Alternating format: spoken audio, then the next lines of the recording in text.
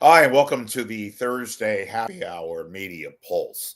So, I wasn't going to go with this right now, but there is some news to this, and I think you deserve to know what this encompasses because that's why you come here, right?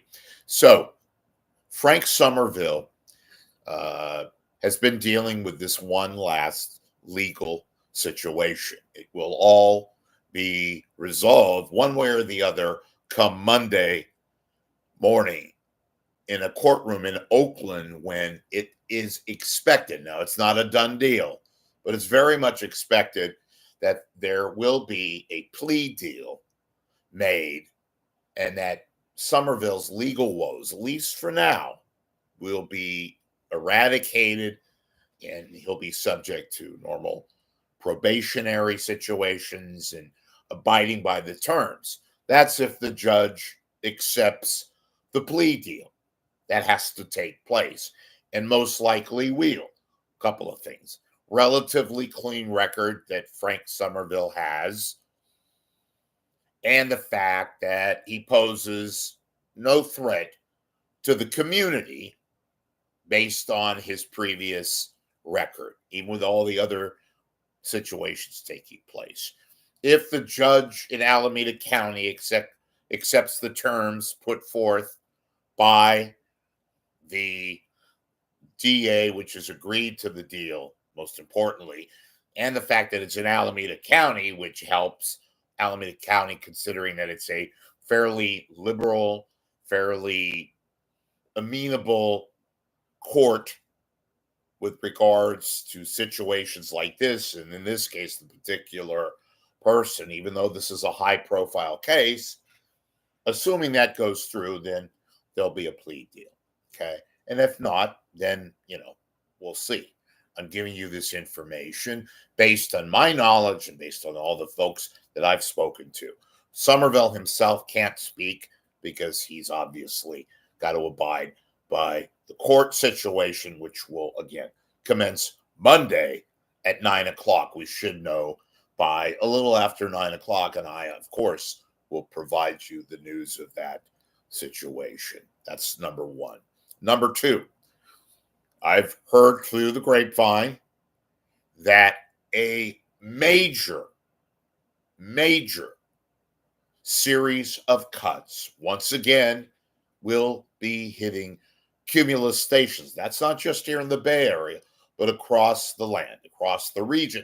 Cumulus owns radio stations across the country, like Odyssey, also has declared bankruptcy, also has a mound of debt that has to eventually be shown to judges in bankruptcy court that they, Cumulus, is trying to mitigate by cutting every now and then by cutting shall we say, unnecessary cuts, or excuse me, unnecessary costs, including human beings, including payroll.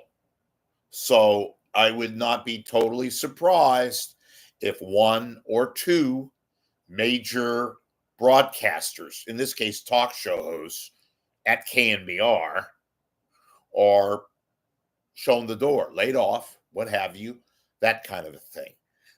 We're now getting towards the middle of the month. So, typically this time of the year, even in really, really good times from an advertising standpoint, this is when these kind of things come down because it's lean. It's not Christmas time, obviously, when there's a good, robust, in most times, a robust advertising, even in dead Latin radio, when, there's Christmas advertising, there's, the normal, thicket of holiday travel and holiday spending and all that. Typically, January, February, March, April, tax time, May, we're now in that kind of dead period. So there's a lot of cutting to be done. At KNBR, there's three guys who make more than $100,000 a year. Okay. That includes Greg Papa, although that would be very, very, shall we say, unlikely. Although I don't know this, folks, but the way things are at KNBR, where the cash situation is very tenuous, they don't have a lot of cash, which is why, among many of the reasons, they got rid of 12 to 15 people right before the beginning of the year in December. They cut, image people, they cut ad people, they cut some web people, web reporters, and of course, they cut two very public on-air people, Santangelo, FP, and Paul McCaffrey. So, look, when it gets to situations like this, where the debt is out there and you have to show that you are trying to be mean, but more importantly, lean, then I wouldn't be surprised if KNBR was hit and hit mightily. Two people let go, more than likely one. Where could they chop at that? Well, their biggest expenses right now seem to be in talent. So could Tom Tolbert be on that list? Could Brian Murphy be on that list? Could Greg Papa or John Lund? Now, John Lund, this is an interesting situation. John Lund, I'm not a big fan of. I never have been. He's mediocre at best. John Lund makes over $100,000. Not a lot over, but he's useless. He was actually on a vacation situation this past last week and into Thursday, right?